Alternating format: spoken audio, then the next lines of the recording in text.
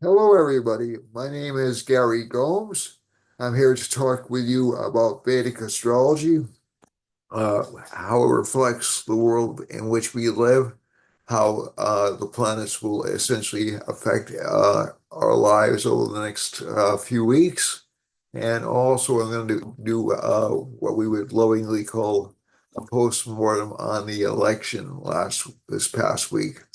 So, if anyone wants to contact me for a reading, please do so. I can be reached at 508 excuse me. I'm trying to get this sort of the glare is a bit less obvious. All right. So hopefully that works a little better. And so 508-525-0001 is the best way to contact me. Again, that's 508-525-0001. That's my direct phone line. And you can also text me at that line. That may be an easier way to reach out to me. I've been practicing Vedic astrology for 34 years. I did some elections accurately, some elections inaccurately. When I broke away from the group or consensus, I usually do better. So, and I think that's a lesson for all of us to keep in mind, because I'm not sure what the percentages were of astrologers that predicted a Harris win versus a Trump win. But when I was looking at the chart analysis, and I'm just going to go back over this just really, really quickly. Um,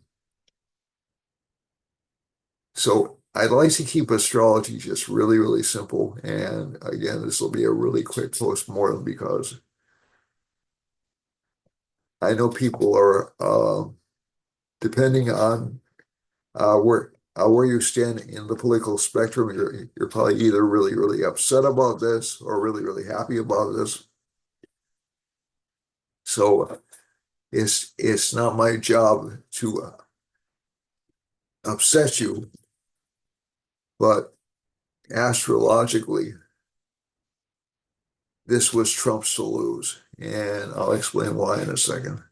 As a matter of fact, I wish I had come out more definitively on Trump and didn't hedge quite so much. So basically, um, there's so Trump has a really unusual chart, and we're going to go through this, then go over the week, then go through the individual astrology signs, then look for locations of problem points or opportunity points around the world. That's how I normally do this, and hopefully I can keep it under an hour. Last time went to an hour and a half. So just in very simple terms, just to let you know what the foundations I was working from. Basically, Trump is, I'm going to change the Mahadishas as well. Hold on a second. Although, to be honest with you, this may be a good way to introduce you to Gemini astrology and the way that it works. But let me get to the regular Rimashotri Mahadasha. All right, so basically, astrology consists, especially Vedic astrology, consists of a great deal of counting. Okay, and and so we look for. So this is Donald Trump's chart. This is a Leo rising sign, which is kind of a kingship position, but it's no more of a kingship position than, let's say, George Bush's chart was, or even Al Gore's chart was, for that matter. But Leo risings with Mars in the first house, that's a great position for attainment of power or position. Mars is the best possible planet for this particular rising sign. the Lord of the first house is with Rahu in the 10th house. That's a special kind. The lunar nodes, Rahu and Ketu, form Raj yogas if they're in the same sign with the Lord of an angle or a trine. The first house is an angular and a trinal house. So he has a position for high authority. Now, again, this won't go consistently because last time in 2020, he had just entered a Jupiter major planetary period. Rahu's the planet where a lot of people rise to power, which is why I was fudging so much about Kamala's chart last week and the week before and the week before that. But Trump's Rahu is in his exalted sign, in his traditionally exalted sign.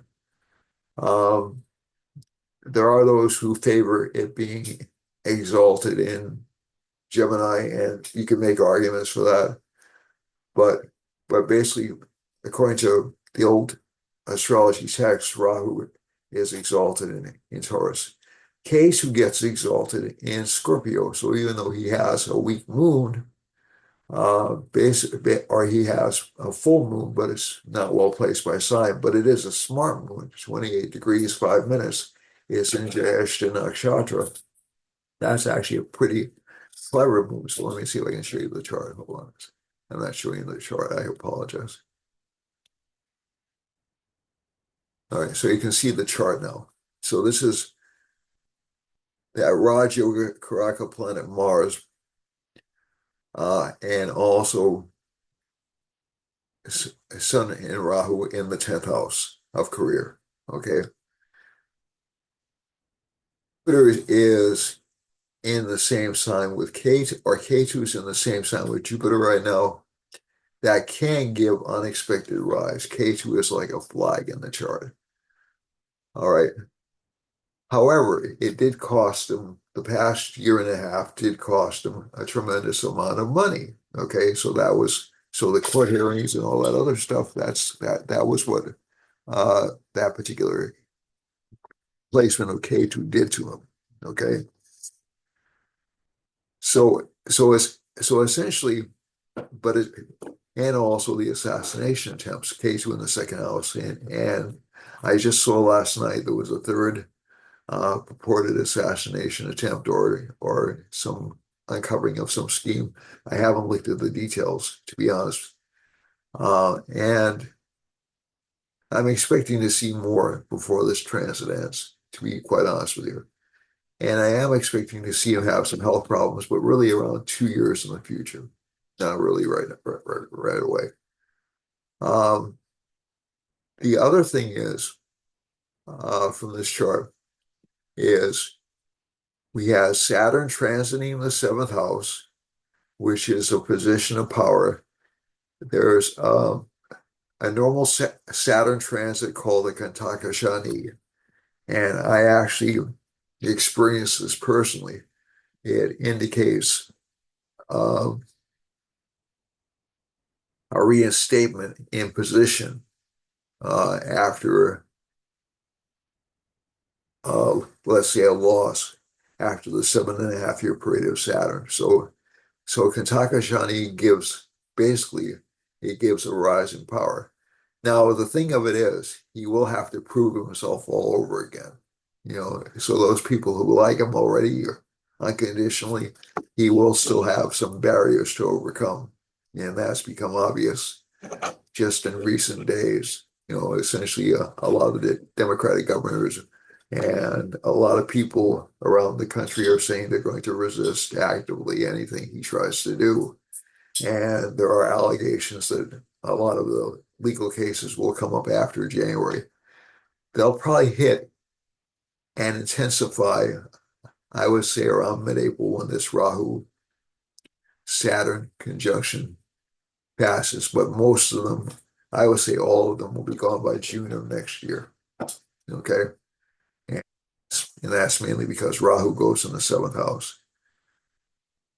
The other thing is, but to just give you like the cleanest reason that I can give for him winning the election was Jupiter was passing right over his 10th house, really close to his sun. So let's look at that. All right, so you have Jupiter at 25 degrees, 31 minutes, and that really opens doors for people. So even if he's in, so so I'm trying to give you almost a basic Indian astrology lesson. And and one thing that concerns me is if people have to jump through hoops to show a rise in status or a rise in position, there is something wrong with the analysis. It should hit you like right in the face from the birth chart. Let's go to Harris. So that's the 10th house. That's the house of career. And that's also a house connected with status. It's a house connected. And the fact that Mars is debilitated really doesn't affect this chart that much by transit because it's passing over Venus. It's actually helping out Venus. Mars, even though it's debilitated in this sign, is actually good for improvement in status. It's a sister sign. Cancer is a sister sign to Leo. So people who have Mars in the first house for Cancer rising have have a paradox that the planet is debilitated. So if we think back to Al Gore's chart, Al Gore had the unfortunate incident of seeing his child hit by a car and thrown into the sky right in front of his eyes, and that was must have been a horrifying thing for him. But he had Mars in Cancer that will affect his fifth house of kids. Okay, so that's what it'll do for a Cancer rising. But for a Leo rising, it really doesn't have that much of an effect. Okay. It's not really, his Mars is inherently strong and isn't going to have that big an effect. But if you look over here, the Saurashika Varga scheme in the chart, his 10th house has 34 points in it. It's his strongest house. Jupiter is going to have a maximum effect when it passes over that particular house. Okay, so let's go back here and let's look at Vice President Harris's chart.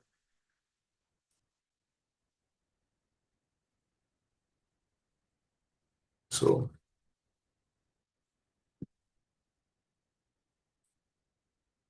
and like I said, I feel a little bit embarrassed I didn't come out more strongly uh, claiming a Trump win. So we have these combinations in Harris's chart, which give high status. I mean, there's no question about it. She's got Rahu in the first house, but, and again, forgive me, this is just my perception, so you can disagree with me. Rahu in the first house is essentially the last president we had who had Rahu in the first house was George H.W. Bush, uh, if I recall correctly. And George H.W. Bush he was brought in on the coattails of Reagan, and he was brought in by defeating. Um,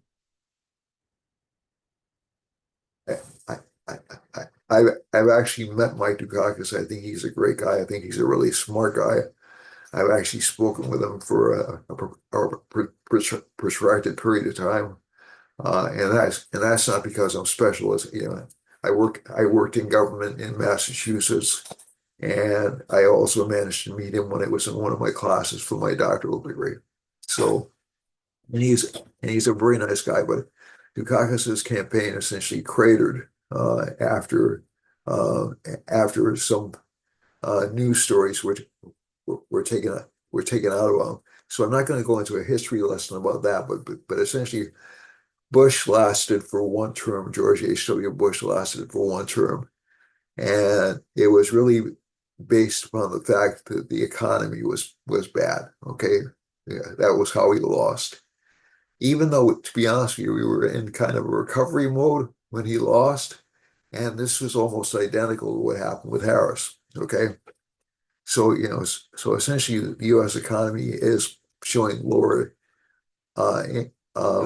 inflation rates. That is very true, but the floor is already so high that it's stuck with people. The other thing is she has a Saturn moon aspect in her chart, so does Trump. But the third house aspect is more an aspect of ambition. The 10th house aspect is more an aspect of attainment of power or position. So it was interesting to me that she actually got awarded during a Rahu Venus subperiod because Venus is in a sign connected with kingship or royalty, that is Leo. So this would project her. But the one thing I couldn't ignore in this chart was something I'd noticed in chart after chart after chart, and that is that so she has a lot of exchanges of lords in this chart. So Venus rules Libra, Sun rules Leo, they exchange signs. But the Sun is debilitated. Moon is in Mars sign, Mars is in the Moon sign, so they exchange lords. That's supposed to cancel the debilitation. However, one thing I have seen repeatedly is that the planet which is favorable helps the debilitated planet, but not the other way around. Okay, so Mars won't help Moon. Sun won't help Venus. So she's in this Rahu Venus moon period. Now she may get some kind of high status after December 30th when the Mars subperiod comes in. So that's possible. I'm not saying there's going to be a reversal of the election. I don't think that's likely because she's still this Venus subperiod. But maybe in 2027, she'll experience a rise in power as well. Uh, but I'm not seeing her, and it's possible with the moon in the 11th house, she'll run again in 2028 and win, but it's still unlikely to me from this chart. Um, but we'll look at that later on. But a lot of astrologers were looking at this and saying, well, Jupiter's really close to her 11th house of victory. And other people were using Taurus ascendant as her rising sign. And I think this fits well. I think the Gemini rising is essentially people with Gemini rising generally tend to be good looking. They tend to be charismatic. They tend to be very communicative. But I think one of the problems that you run into is with Rahu in that sign, there's,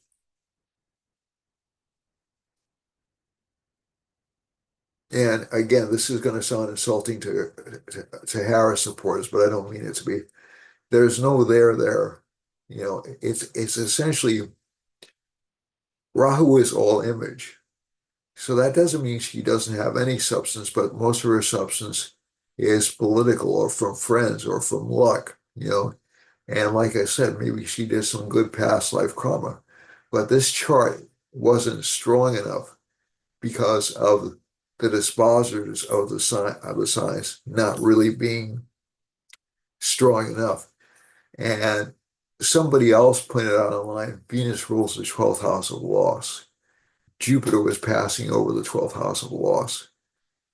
The points in the Sarashtiga Varga chart aren't as high as Trump's points are. So there are like about half a dozen things you can see that would not allow this chart to emerge victorious against that particular candidate. So I just want to go back and give you essentially like the reasons why she lost. I also think the Mars Mercury combination in the chart. Trump lies. Every single politician lies. Essentially there's been an image, but I think also the problem you ran into is with this Mars in the second house, and even if she's a Taurus rising, we have Rahu in the second house and Mars in the third house, which are connected with speech and communication. The communication will be garbled. It's not something that. So Trump's major issue over the past year wasn't only um, exaggeration. He really doesn't make up things, but he exaggerates. And some things he has made up, obviously, in the past, but I think really the key thing I found this past year was he exaggerates, or he essentially justifies language, uh, or or justifies positions which he can't back up with solid facts, but they're approximate facts, um, but they're not totally accurate. Let's put it that way. So let's say uh, the story about the number of Haitian immigrants in um, I think it was in Ohio, in Springfield, Ohio. It was so it was it wasn't 20,000, but the fact check had it was really 12 or 13,000. That's still a lot of people for a city that big. Okay, for a city of roughly 50,000 people. That's still a lot of people. So I'm not saying that's the only thing. Certainly there have been other cases. So that K2, it'll also cause a certain amount of rambling, but it's not, at least from what I can tell, it's not at the level of what Joe Biden was at. Uh, and so again, you're free to disagree with me. That's perfectly fine. I have no problem with that. Um, but I think overall, this combination she had, so she had a lot of friends, definitely had a lot of friends, important friends, full moon in the chart. Moon is heading towards its exaltation. It's in its exaltation in the Navamsha. But the birth chart, the main chart, these harmonic charts are modifiers. We have to look at them really carefully. But she has Rahu in the first house in the Navamsha chart. So again, and Venus is in the second house. Saturn's aspecting that Venus. So again, it isn't quite as obvious from the chart structure that Harris uh, would have won. So this doesn't mean um,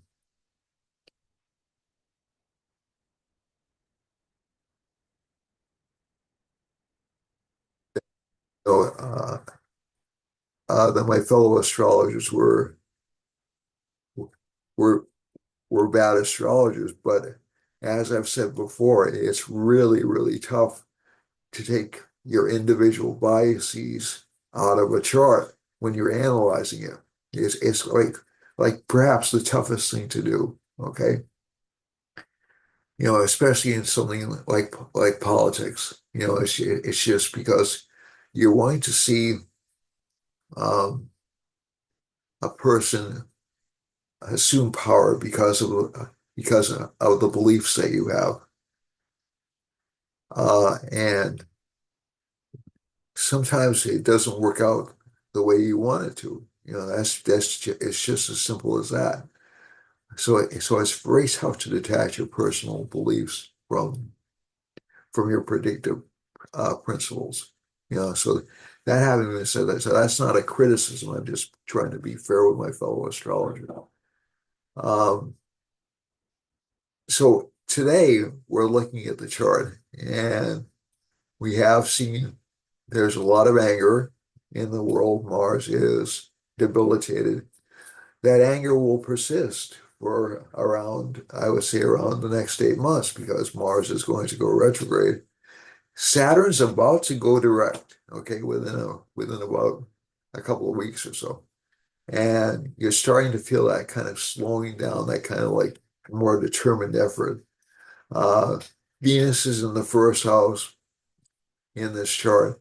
So people are going to be overly sensitive over the next 3 weeks or 3 or 4 weeks or so. So try to be nice to people over the next 3 to 4 weeks or so. Um, and I mean, the positive aspect of this chart is that people will return to work, start working constructively. Venus is exchanging signs with Jupiter, so that actually means there's a little bit of prosperity or a little bit of optimism out there.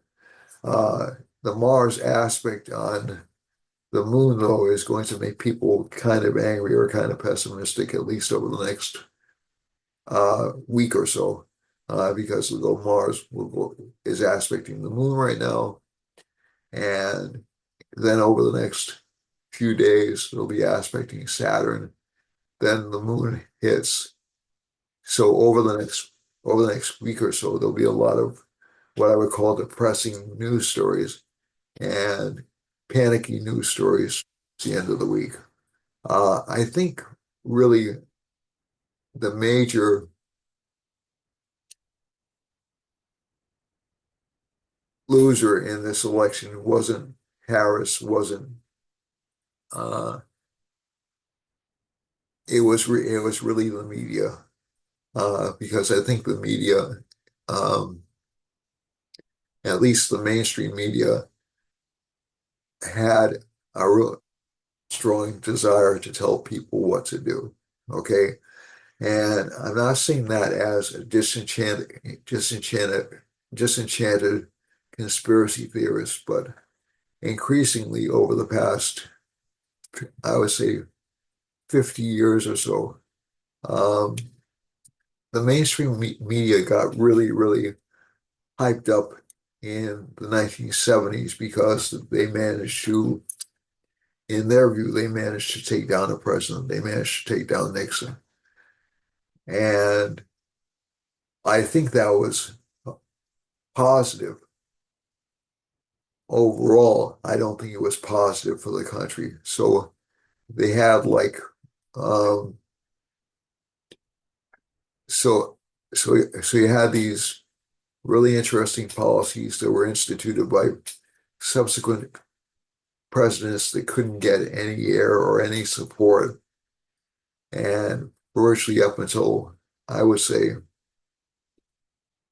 the Obama administration, every administration was fair game. Not that they were all really, really good administrations, so don't get the wrong idea. I'm not saying that. But that was really the only point at which they let up, and they they sort of backed off a little bit. As a result, they underreported some problems in the Obama administration. Okay, so that's, we like getting into specifics. And I think that this idea that um, everything has to be perfect before we can move forward, or everything has to be um, so we're going to get a lot of alarmism um, about the presidency and people fighting back and people resisting. That's already started to come out, and that'll last that'll last for months, really, to be honest with you. And I'm not saying it because I think it's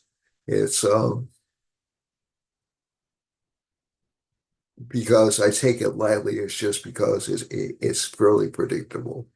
At least from the chart, it's predictable. Just because you'll have this Mars aspect on Saturn at least until March, and then you'll have the Saturn Rahu uh, combination, which is essentially a sky is falling kind of a phenomenon happening.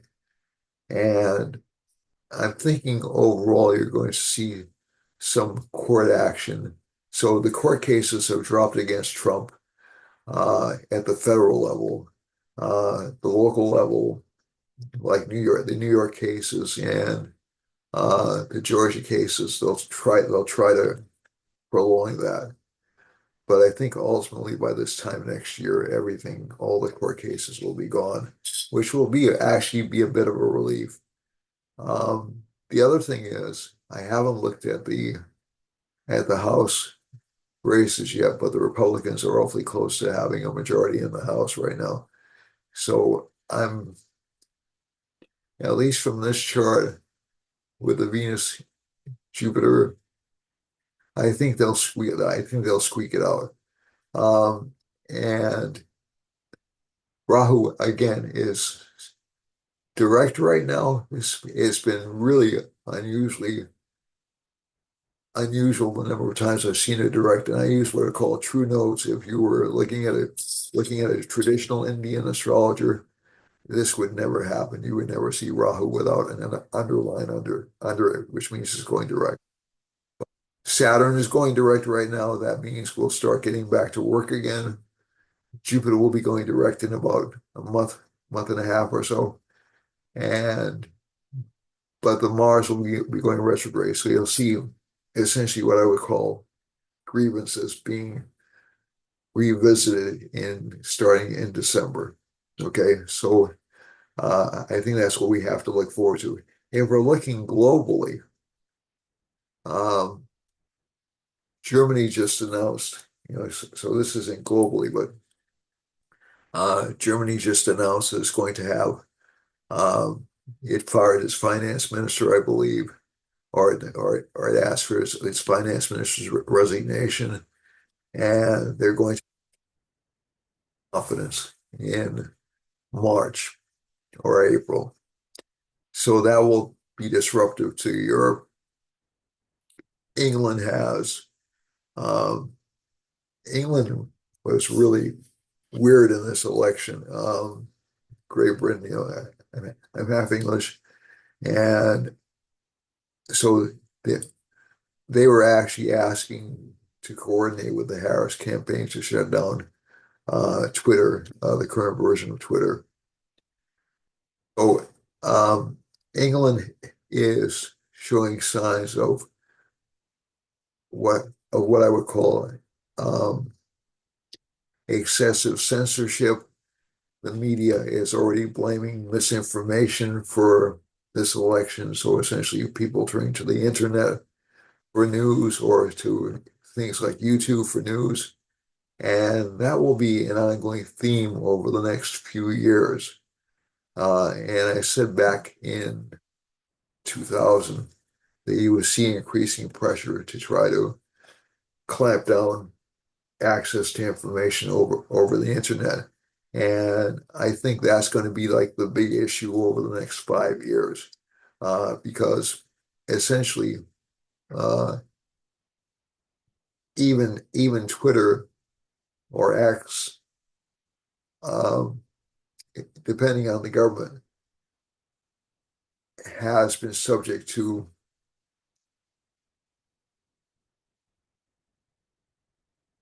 modifying content in certain countries.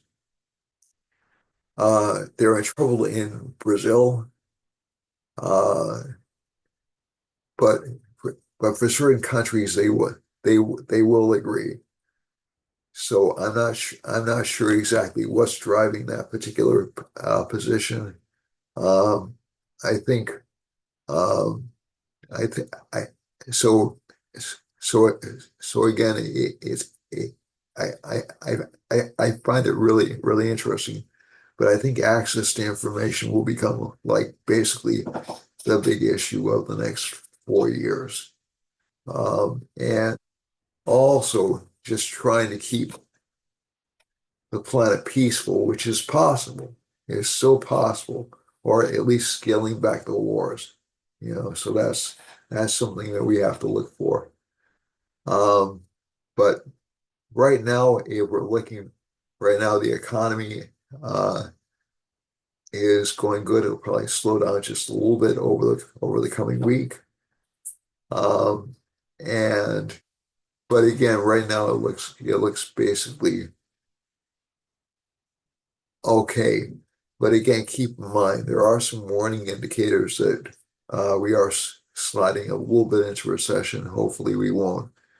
I'm not happy about those things. The area that I worked in way back when I got out of college was in employment programs, and I know the damage that recessions can cause. I know the demoralization they can cause. So this is not something that I like talking about or even entertaining. But again, there is that danger, especially as Saturn moves into the same sign with Rahu. Uh, in April of next year, and it's moving towards that position. So don't panic. I wouldn't panic about it. Uh, and again, we had Saturn with Rahu in that position during the Clinton years, and actually that helped out. And actually the economy did very well during the Clinton years. So it's not a done deal. Okay, it's actually probably going to be more of a problem between 2008 and 2010. I'm sorry, 2028 and 2030. My apologies. But if we're looking over here at this particular chart, K2 will enter Leo. We'll see more people in power lose their positions over the next 6 months or so. And essentially, I would call it like a realigning and a move more towards um,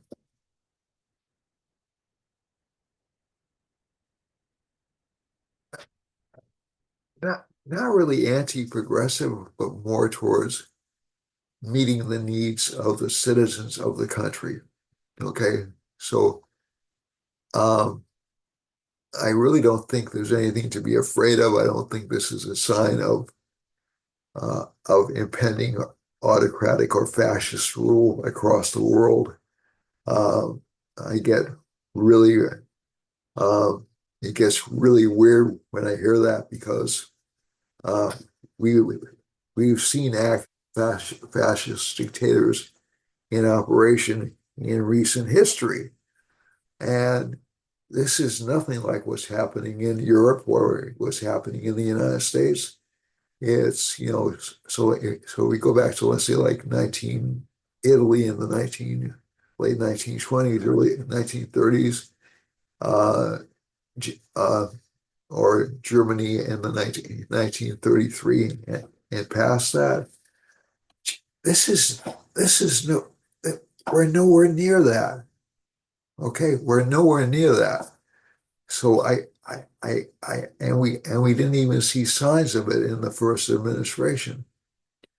It was really okay, but that's again, you can have a different perspective. That's fine with me. But I just it just drives me nuts.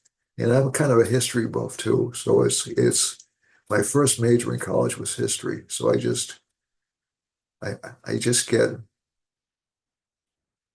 uh upset. I get concerned at how people are conflating things. Now, the future has yet to unfold, but I don't think we're entering that kind of a period. And especially now with the United States and the Rahu Mahadasha. I just don't see that. It's a reform Mahadasha, it's a progressive Mahadasha overall, and we're nowhere near a conservative Mahadasha until really about 2037 or so. Okay, so all right, so let's look over here. Some more potential for water catastrophes because of Mars in Cancer, Rahu in Pisces. A lot of the water signs are affected right now. Mercury is over here in Scorpio. Venus in Sagittarius can also produce some water problems. Now, interestingly enough, we're having a lot of droughts in the United States. Believe it or not, that's Mars in Cancer because Mars is drying up Mars in this sign dries up water. Okay. So in my home state in Massachusetts, we have a fire emergency going on right now because we've had a drought, which is unusual for New England. And but again, over the past couple of summers, it's been more frequent. And let's see now, what else do I want to say? European Union will face a lot of problems. China will face a lot of economic problems over the next few months in terms of, that's mainly because of K2 and it's in this house. Um, Russia, I don't have Russia's chart, uh, or it won't escalate uh, in the Ukraine after April. I'm hoping it'll be resolved as quickly as possible, and I'm somewhat optimistic it will. It will be. So we'll see what happens there.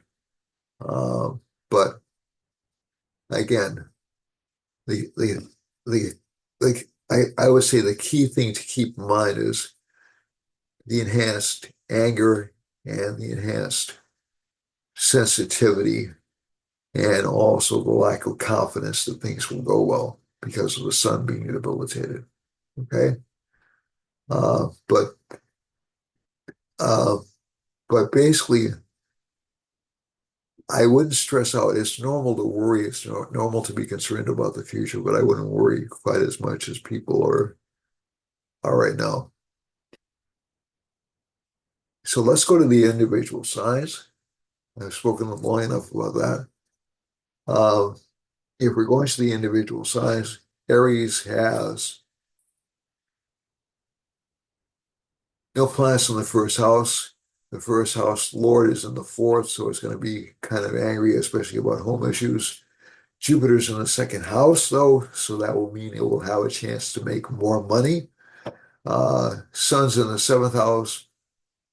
Partnerships, partnership partners may be a little bit more critical or difficult to get along with than normal, and there may even be secrets that partners keep from you. But basically, the luck of this sign is good. Career life, a lot of people will be looking to change careers. A lot of people will be afraid of their earning potential. Rahu in the 12th, again, there's a tendency for Aries to overspend during the next roughly 9 months. Okay, so that's not going to go away anytime soon. For Taurus, Taurus has Jupiter in the first house, about to go retrograde again. So Taurus will see some improvement in finances within about 2 months. Right now, it's a little bit overly optimistic, but again, we do have the Lord of the first house in the eighth house, so it can expect some unanticipated financial gains, um, or maybe even legacies, or increases in income because of spouse. Spouse will be active and happy, able to help out a great deal. But the sign will still be a little bit angry, a little bit easy to upset. And the sun is in the sixth house. So again, the sun has to be a little bit careful about um, health issues. Um, Mercury's in the seventh house. Relationship partners will be active socially. It doesn't mean they'll cheat on you, although they may be a little bit immature right now. Venus is in the eighth house. That usually makes a sign more attractive, not less attractive. Moon is in the ninth house, so it indicates a change of luck for Taurus over the next week. And Saturn's in the 10th house, so hard work and temporary financial gains. For Gemini, Gemini has Mercury in the sixth house, so this sign will be facing a lot of enemies this month, a lot of aggression, maybe even trying to establish new businesses. But the finances will be tough for about the next 9 months for this sign, if I'm honest with you. Um, but again, you will see periods in which it will improve, especially when Jupiter uh, goes direct again and when Saturn goes direct again. So you should see some financial improvement in mid-month. Or K2's in the fourth house, and this sign will be angry and will be more expressive, but K2's in the fourth house, so it does indicate some problems with family members and also children will lack self-confidence. Uh, be careful about health of children, but this sign will develop a lot of new positive partnerships through his hard work, and some financial gains will come from that. Um, Moon is in the eighth house, a lot of interest in study and exploration. Saturn's in the ninth house, so hard work will bring good results and also fame. Again, probably too much expenditure for this sign, but it'll be essentially to set up a foundation for the future. For Cancer, Cancer has Mars in the first house, so that's that debilitated Mars that everybody's freaking out about. All right, so Mars debilitated in Cancer is not really the worst position in the chart. Okay, it's it rules, as I said before, it rules the fifth house of children and luck and the 10th house of career. So it's what they call uh, a Raj Yoga producing planet. Dharma Karma Adipati Raj Yoga is the um, preferred term, I think. And so Dharma is luck, karma is action, and Adipati means favorable. It's translating, I apologize. But basically, this will help the sign achieve high status, but they'll have to be nasty to a couple of people in order to do it. They'll have to be aggressive, okay? Which they really don't like doing. You know, as Mars is in Cancer, Cancer is sort of like it's a motherly planet. So it's like a loving mother having to discipline her children. Okay. The mother doesn't want to do it, but if she knows what's good for the children, she'll actually sit there and say, well, you can't have this, you can't have that, but it'll improve. So let's say you can't have this sweet or you can't have that sweet, but it'll improve your overall health later on if you don't have these things. So it's sort of like I'm doing this for your own good kind of a planetary placement. Um, K2 is in the third house. It will make this sign stronger or more aggressive or more pushy over the next few months. Sun is in the fourth house, so his confidence is down a little bit. His confidence will improve a great deal over the next week or so. Okay, so Cancer's confidence will improve, and also its ability to make money will improve within about a week's time as well. Um, Mercury's in the fifth house, which can make children more communicative, communicative. It'll bring in some financial gains and some increased ambitions. Uh, Venus is in the sixth house. That's actually a relatively good placement for the sign, although Venus doesn't like the sixth house all that much, but it will bring in financial gains for the sign. Okay. Uh, Moon is in the seventh house, can give some changes in terms of relationship partners or business partners.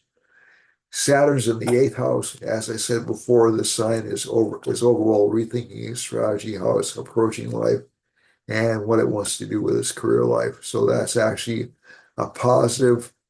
It's considered a difficult transit if the moon is in this particular house or this particular sign, but it does give you the chance to reinvent yourself. It's called an Ashtami Shani, and although it's difficult, you go a little bit underground, you face a lot of opposition and a lot of put downs. You come out of that transit a lot stronger. And by March, this sign will feel a lot stronger than it does right now. The placement of Rahu in the ninth house, temporary luck, and the 10th house Lord is in the first house, so this sign is preoccupied with work, but it will realize financial gains this month. For Leo, Leo has Jupiter in the 10th house. That's overall a lucky placement.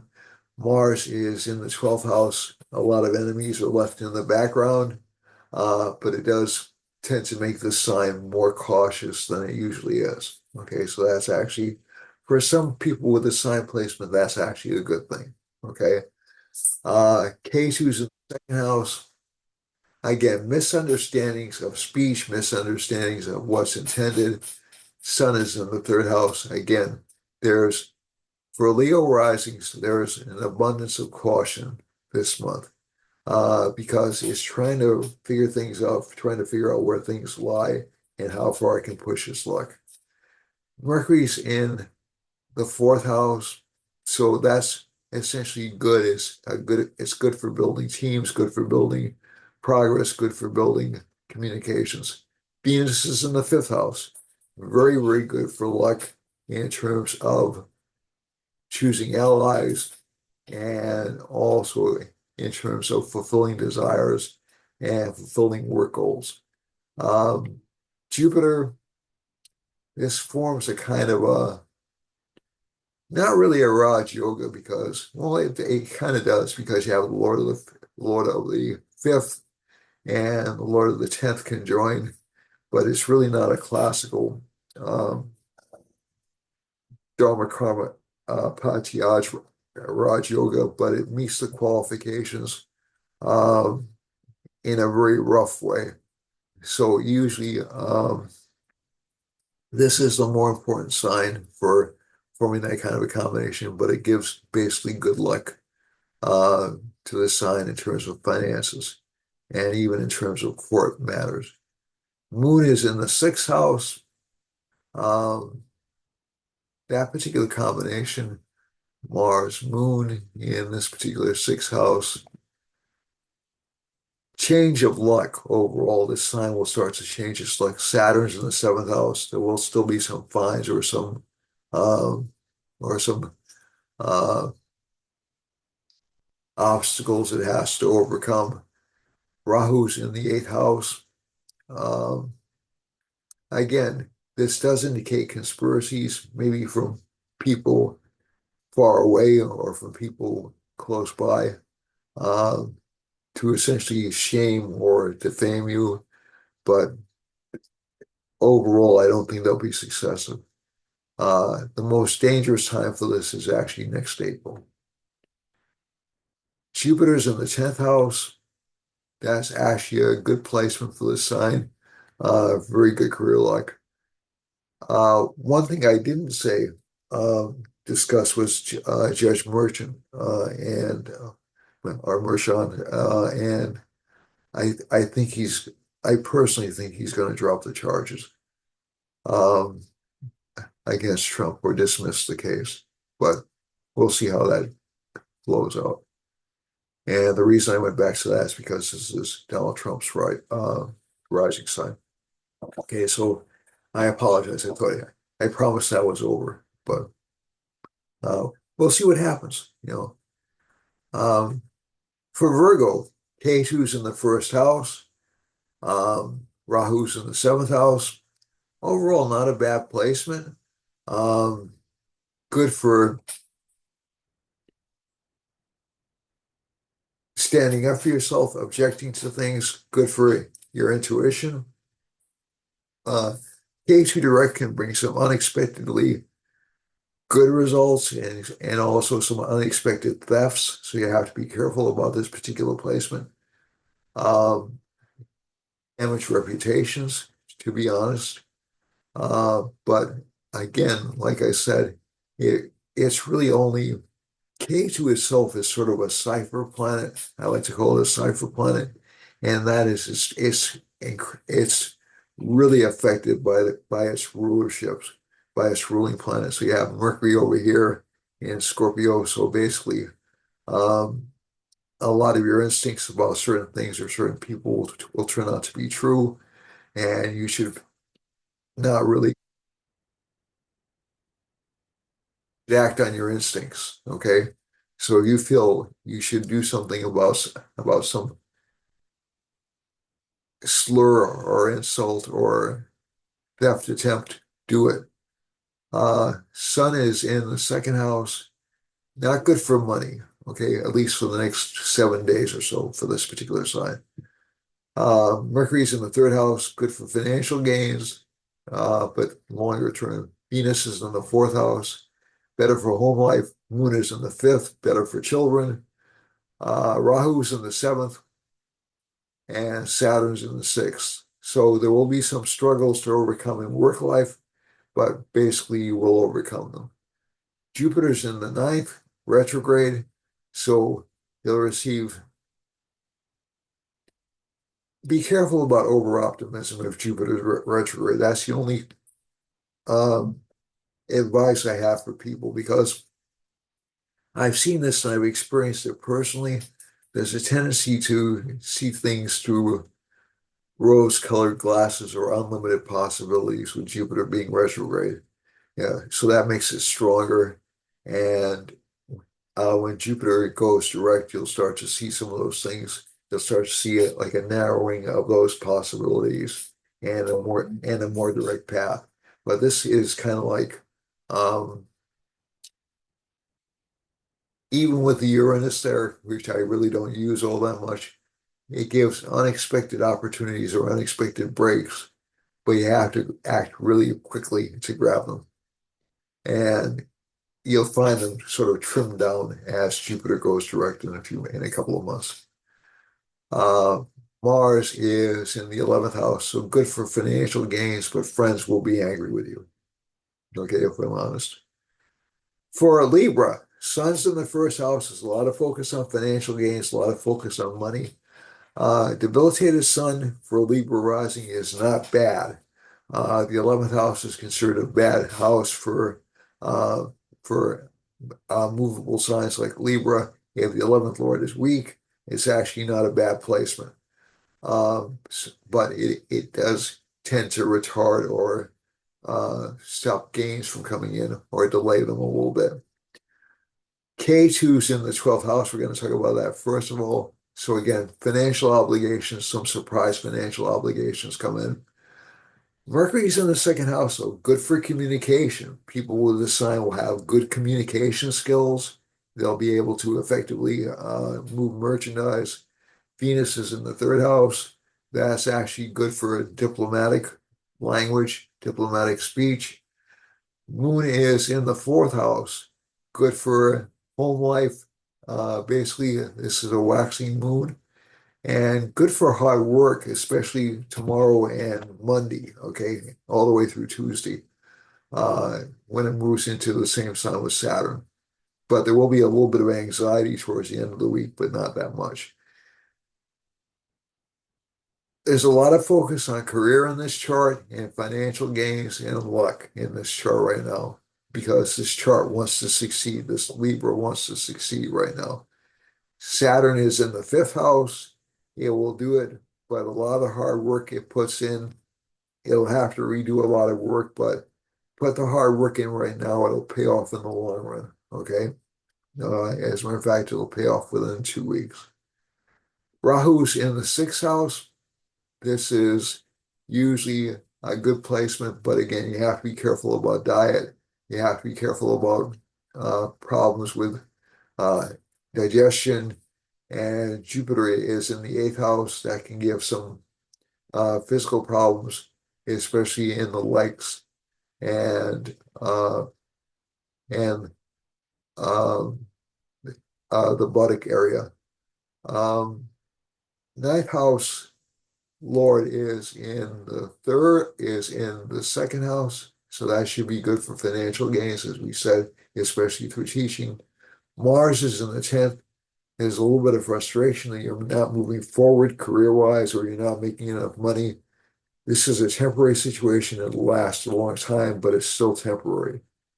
And you'll see yourself, especially next summertime, making a lot of money.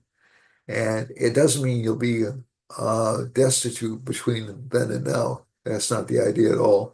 But again, it will say, again, a lot of credit or a lot of rise in position will happen after the summertime. A little bit I would say, in March as well, March to April as well, but definitely in the summertime. For Scorpio, Scorpio has Mercury in the first house, good for financial gains, good for inheritances. Um, Venus is in the second house, good for financial gains to a spouse. Jupiter's in the seventh house, good for new business partnerships. Moon is in the third. That makes the sign very, very um, diplomatic, positive. somewhat musical. Dinesh moves in Dinesh Nakshatra, which is a musical nakshatra. Saturn is in the fourth house, so there's this feeling of pressure the sign has been experiencing for the past couple of years. Rahu's in the fifth house. Some problems with children are indicated from this particular planetary placement. Won't go away soon, but it will vary. It will go up and down with kids, basically. Jupiter in the seventh is very good. New business opportunities. Mars in the ninth house, actually not a bad placement. This is not considered a good house for a Scorpio rising, but Mars being in this particular sign is actually helpful. Okay, so you'll learn a lot. You'll be directed more by other people, which Scorpio really doesn't like all that much. Scorpio rising doesn't like all that much. And career-wise, career life will be put on hold for about another 7 days, and then career life will start moving forward again. So not a bad week for Scorpio. Not terrific, but not a bad week. For Sagittarius, Venus is in the first house. Again, this is what I like to call an overly sensitive kind of a position. Uh, Venus is in Mula Nakshatra. There may be a temptation to risk or destroy relationships in order to move forward. I can't advise you to do that. Mula Nakshatra tends to be a very difficult and stormy nakshatra, but there will be a movement towards getting rid of things you really don't like that are holding you back financially and focusing on things that'll meet your goals or your ambitions. Um, if it's a relationship, you may say, "Oh, I've had it with this relationship." If it's a hobby, you'll say, "I've had it with this hobby. It's not making me any, it's not helping me progress or achieve my goals." Saturn's in the third house. That's a good placement for this particular sign, for this particular sun sign. And Rahu is in the fourth house, so there's general discontent with the way things in are moving, at least emotionally. Jupiter's in the sixth house, so again, this sign we have the sixth and the first lord exchanging signs, and the 11th lord, which is a kind of Adani yoga. Sixth lord is a really indirect. So Adani yogas are wealth producing combinations.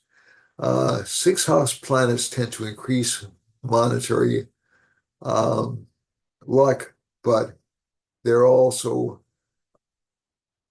done with a lot of work and a lot of effort. Also, one more thing I want to point out is that Jupiter and Mercury are aspecting each other in this chart. That means the seventh house. So some partnerships will definitely dissolve over the next couple of weeks, but it'll be for the best. And some new partnerships will come in within about 2 weeks. Um, Jupiter in the sixth, so good for finances. Mars is in the eighth. Relationship life may be a little bit difficult because relationship partner may be a little bit angry.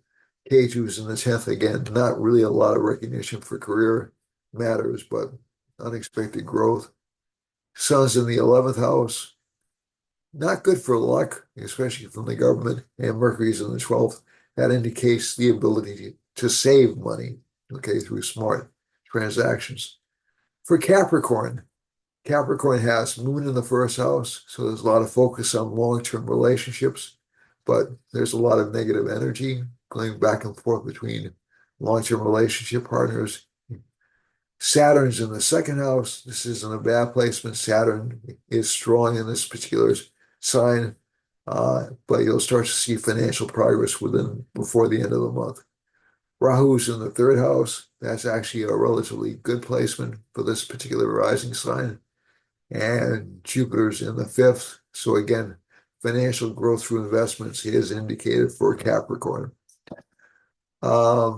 Mars in the seventh house. Again, there'll be a little bit of aggressive energy in relationship life. Sun is in the 10th house of career. So maybe about 7 days before career advancement starts taking off again. and Mercury is in the 11th house of gains, so there will be some financial gains for the sign and also some savings. For Aquarius, Aquarius has Saturn in the first house, so this gives rise of a position for this particular uh, sign. Rahu's in the second. There's a lot of ambition. I would say almost careless expenditure, though, for this sign. Jupiter's in the fourth. Basically, there's a lot of disruption at home. Mars is in the sixth. That's not a bad placement. As a matter of fact, financial gains for the house. Here we have Jupiter in the fourth house. Mars is in the sixth house. Um, be careful about what you eat, especially from the sign of what you drink. Okay. K2's in the eighth. There'll be some unexpected mood changes from relationship partners. Sun's in the ninth house. This isn't really a bad placement. It's the seventh lord in the ninth house, so relationship partners will seem a little bit more timid than usual, but luck will be good. Mercury's in the 10th house. This is good for communicational activities for this chart and also for business. Venus is in the 11th, will give financial growth. And finally, Moon is in the 12th house, so this can indicate loss of enemies or loss of foes. For Pisces, Pisces has Rahu in the first house. Again, this is, as I've said many times before, this undercuts belief systems or institutional belief systems. And we're starting to make up our minds ourselves about different things until we hear otherwise. Mars is in the fifth house, so there's been some anger connected with this sign about financial growth, also about luck. Ketu's in the seventh house. There's a desire to change partners or to let old belief systems pass away or go away. Sun's in Libra in the eighth house, so that tends to make relationships a little bit difficult for this sign. Ketu in the seventh does that as well, but basically, I think there'll be a lot of exploration about who's in authority or who's in charge. Mercury's in the ninth house. That's actually a good placement for the sign. It gives good relationship luck, good luck connected with family. Venus is in the 10th. Again, Venus is sort of a paradoxical planet for Pisces. It's exalted in Pisces, but it doesn't own any good houses.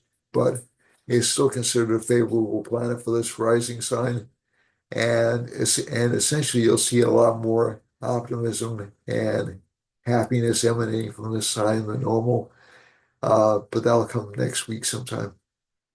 Moon is in the 11th house, so change of friends, maybe even some loss of friends. And Saturn's in the 12th house. So again, more pressure on expenditure patterns and and spending on necessities, but things you really don't like to spend on. Okay, so let's look at the time and space chart. I know I promised I'd get this done in an hour. I guess I can't keep my promise here. Hold on a second. Let's try this. All right, so this is what we want to look at. So right now, we have the moon and sun coming together near Hawaii. So some governmental shifts in Western Canada, some governmental shifts in Alaska. Mercury goes over the west coast of Canada and also some governmental shifts in Hawaii. Okay, so some changes in administration. Mercury is running through California. California has actually, if we look at the election results, California has turned purple. It wasn't a contested presidential race, but some of the districts, it looks like are shifting a little bit, but that's still yet to be seen. Jupiter's is passing over Arizona. and Colorado, and there's a Rahu line passing over Arizona and New Mexico. So the election isn't over in Arizona.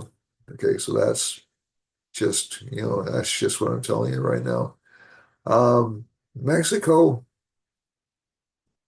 let's see now. There's a lot of news about Mexico coming in, and there's a Venus line running right up through Texas and all the way over to Minnesota and uh, Michigan and up towards um, central Canada or east central Canada. So that tends to indicate increased interest in justice, increased interest in uh, farming, increased interest in trade in these areas. So if we're looking at the justice, this line is passing right through, I think that's El Paso down there, and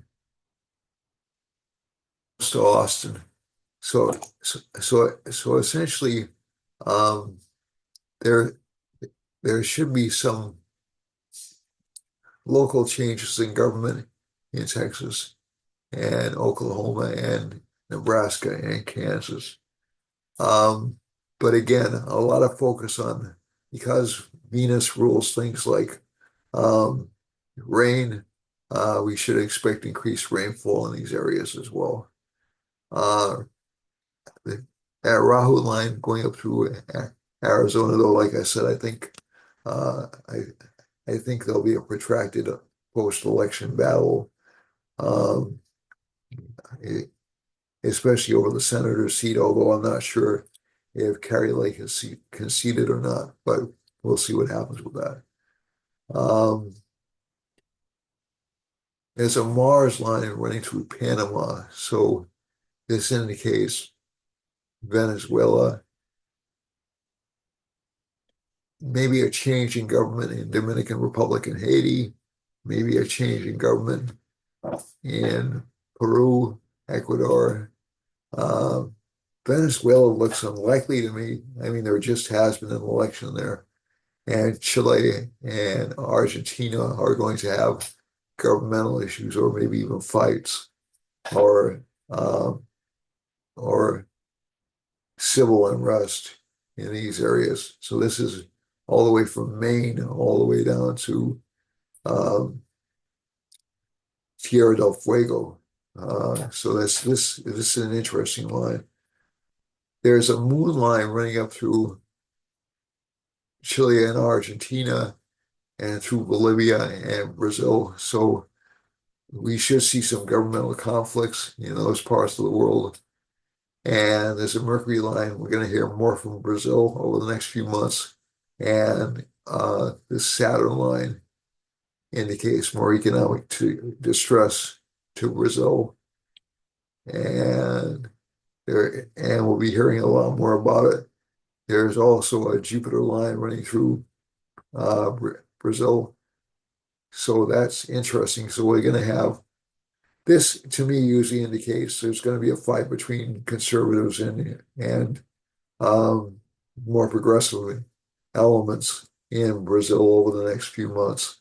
So we're going to watch that. Venus is going down through the Azores. Again, that's more intense rains than anything else. Rahu is going close. So there may be changes of government in the western states of Africa. Um, there's a sun line running through Iceland, the UK, France, and Libya and Algeria, and all the way down through South Africa. So these governments are going to be relatively disrupted over the next few months. And as a matter of fact, you may even see some violence in Belgium, Norway, um, Germany, even into Italy and Northern Africa. A lot of people don't have their eyes on Northern Africa. I think it's one of the more fascinating parts of the world right now. because essentially you have the French legacy, which is causing a lot of disturbance for France, and you also have um, Prime Minister, is it President or Prime Minister Macron? I can't remember. The leader of France, the elected, I think it's, I'm not going to worry about it. The fellow who's in charge in France, Macron, is essentially saying that France should have more, be more of an aggressor nation, be more of a carnivore nation. So it's interesting to me. Um, and Mercury is running through Greece down into Egypt, and so that'll give increased communications. There can be changes of government in Turkey, Bulgaria, even even in Ukraine, or our officials in power may shift around a little bit. I'm not looking for anyone to supplant Zelensky anytime soon. Saturn's going over Moscow, uh, Iran, Saudi Arabia. So this would make sense in terms of Trump is considering hiring uh, a person who's very hawkish on Iran um, as a consultant. And I think the main reason for that is because there have been so many threats uh, on Trump's life which have been traced to Iran. You know, so I'm not trying to justify it, I'm just saying that's the reasoning behind it. Um, Rahu is passing through Pakistan, Afghanistan, and Northwest India. So this does indicate some domestic unrest in those areas. And there's a Mars line encompassing, there's a Venus line. I forgot to mention the Venus line coming through here. So this could indicate increased rainfall, increased trade wars, and also over here near Israel, there's a Jupiter line. So maybe we'll see some kind of a peace effort coming forward, I hope. That would be wonderful. But again, that's a retrograde Jupiter, so it's overly optimistic. So we'll see what happens. Uh, the Rahu line over here, let's go back to India, Pakistan, Afghanistan, and Ladakh and Bangladesh. So those regions look pretty volatile right now.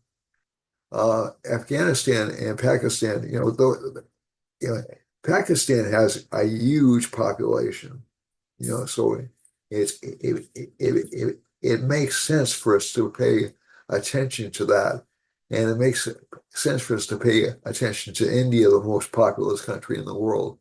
It was surrounded by Mars and Rahu. There'll be shakeups in India over the next few months. Now, that doesn't mean they'll be destructive, but there's an increased potential for violence. There's increased animosity with China uh, over the past few months as well. So, one of the things that not a lot of people are paying attention to is a possibility of a conflict breaking out here. So I hope that doesn't happen, but I have to report what I'm seeing. The other parts of the world on here, the Philippines, and are having some shakeups in government. China is having some shakeups in government. The people are angry in China right now, and the government's he's had a moon line. That's a moon line. I'm sorry. Okay, so I think overall, domestically, China isn't doing that well.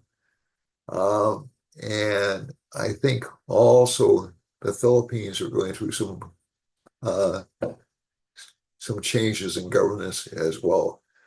And we're ending up with Japan and Australia.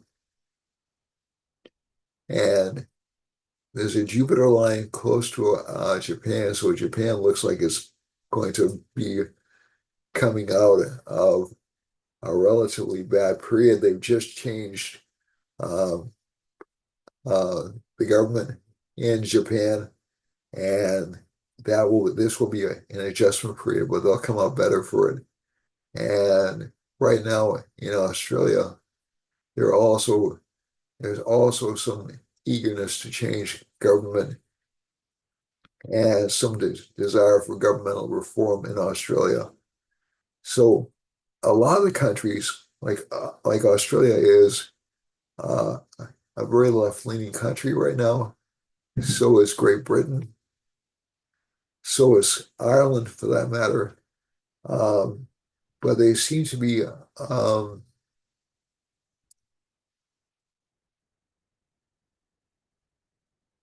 there's trouble brewing for them right now. There's trouble brewing for Germany right now, uh, uh, be, because a lot of the policies there are being called into question. I don't know what the stats are on how people feel about these things. I just know it's being reported out, and so this Rahu line is really close to Australia. That could indicate some protests or some civil unrest. New Zealand is luckily free of any lines, but changes started in New Zealand a few months ago. So yeah, so again, we're still in a period in which we'll be seeing a lot of changes in governments. Some changes won't be enacted right away, mainly because they're constitutional. Um, I'm trying to think because of the way the internal politics work in the country. They don't have to call for votes of confidence for a certain amount of time. But if the situation gets really bad, like if the government appears weak, which it does or as it does in Great Britain right now, they can force a vote of confidence. But again, like I said, I'm not seeing that really happening right away. Okay, so enough of that. And I want to thank everyone for tuning in this week. Hope everyone's recovering slowly but surely from the election. And I love you all, and I thank you for watching. And if you have any comments, please post them. If you would be so kind, subscribe and like. I'm very close to 1,000 subscribers. I've been working for a few years on getting that. I realize I'm not the most click-friendly um, astrology astrologer, but you can always count on me to be extraordinarily honest and extraordinarily, um, not extraordinarily honest, but honest. And um, basically, I give you my best every day, every week. Okay. So, uh, God bless you all and take care of each other and don't let anything bother you. You're all doing great. Okay. All right. Thanks, everyone. See you next week. Maybe I'll be on a little bit sooner. Okay. Bye bye now.